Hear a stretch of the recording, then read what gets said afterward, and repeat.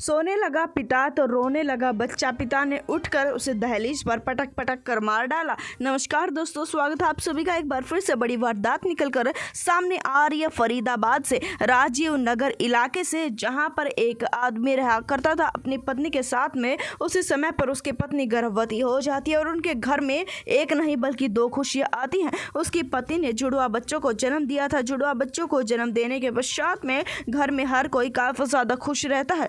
दरअसल बता दें कि उस महिला का पति कुछ ऐसा काम किया करता था जिसके चलते उसे रात के समय पर तो जाना पड़ता था और दिन के समय पर वह घर पर आया करता था।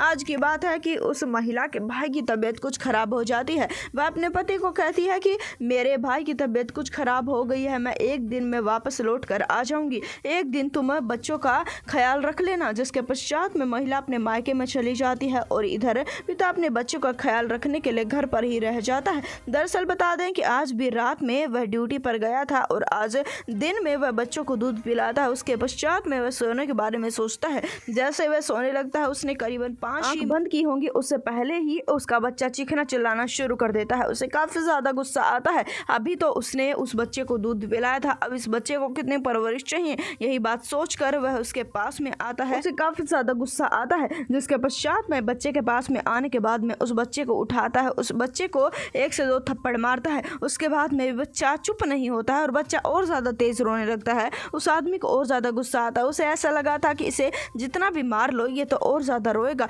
कुछ ऐसा करो कि ये बिल्कुल चुप हो जाए। जिसके पश्चात में उसको दहलीज पर पटक पटक कर मारना शुरू कर देता है। इतनी बेरहमी से उसे पटक पटक कर मारता है कि बच्चा और ज्यादा चीखता चिल्लाता है, पर 3 से 4 बार पटकने पर वह चुप हो जाता है। उसे बच्चे की आंख और नाक हर जगह से खून आ चुका था। जिसके पश्चात में वह मौके वारदात पर ही बच्चे को यूं ही छोड़कर गेट को बंद करके मौके वारदात से फरार हो जाता है। वह काफी ज्यादा डर गया था। उसके बाद में सुबह वह महिला गई थी अपने मायके में और कह कर गई थी कि वह शाम में आ जाएगी। शाम में महिला आती है और जैसे ही अपने घर पर पहुंचती है उसके पैरों तले से जमीन खिसक जाती है। वह देखती है कि उसके 2 बच्चों में से एक बच्चा मरा हुआ है। जिसके पश्चात में वह काफी ज्यादा हिल जाती है। अपने पति को लगातार फोन लगाती है कि उसका पति उस समय पर कहां पर था। जिसके पश्चात में कुछ समय तक तो उसका पति नहीं आता है। जिसके बाद में वह आता है, जिसके चलते महिला आती है, अपने पति से पूछती है तो पति कहता है कि जिस समय पर मैं घर पर आया तो मैंने देखा कि बच्चे के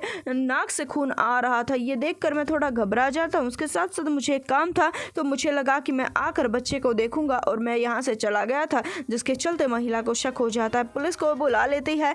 पुलिस सख्ताई से पूछताछ करती है तो वह अपने गुनाह को कबूल कर लेता है। उसका कहना यह है कि उसे बस दिन में सोने का समय मिलता है और उस सोने के समय में बच्चा उसे डिस्टर्ब कर रहा था, बार बार रो रहा था और उसे गुस्सा आ रहा था, इसी वजह से उसने ऐसा किया है। उसका कहना यह है कि मैंने पहले बच्चे को दूध भी पिलाया था। जिस समय पर दूध पीने के बाद में बच्चा चुप नहीं हुआ था, एक बार थोड़ी देर के लिए चुप होकर फिर से रोने लगा था, इसी वजह से मैंने हमेशा से चुप करवाने के लिए उस बच्चे की हत्या कर दी। इस वारदात को जितना हो सके उतना शेयर कर दे, चैनल को सब्सक्राइब कर दे।